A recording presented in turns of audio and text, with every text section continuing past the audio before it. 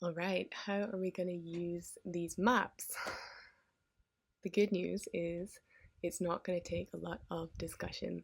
Very simply, how do you stimulate a reflex map? How do you begin this conversation with the other parts of your body via the face? You're going to use touch.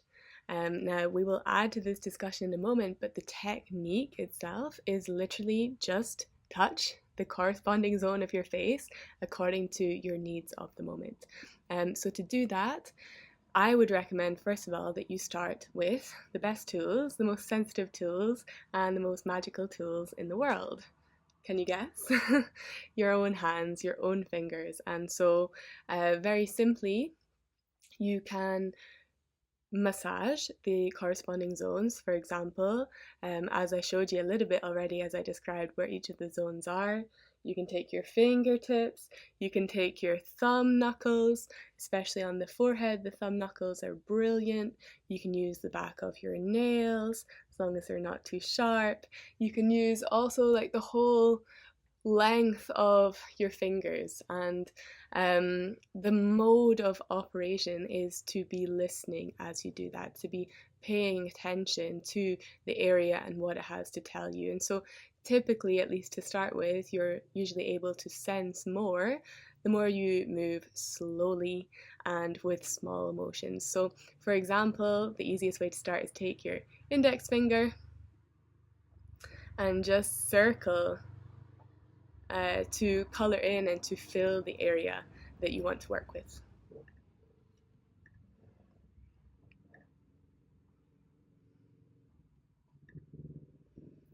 So you're massaging, you're exploring. You can also touch and hold and listen with a very stationary touch on the face as well. So for example, for the kidneys, you could place your fingers like this and really be in conversation. It might be easier just to do one at a time, or you could do the same for your spine on the nose, something like this, making contact with your conscious awareness to the spine as you do that. And you could also do little vibrations or little motions up and down, back and forth, circles.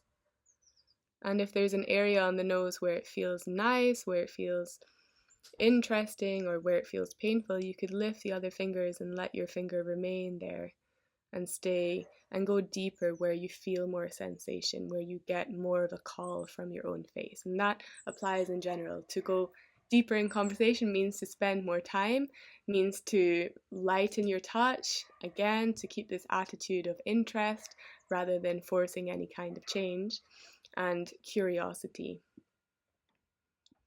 That's kind of all you need to know, but there are always questions about specifics, so we'll move on to those next, starting with tools and preparation.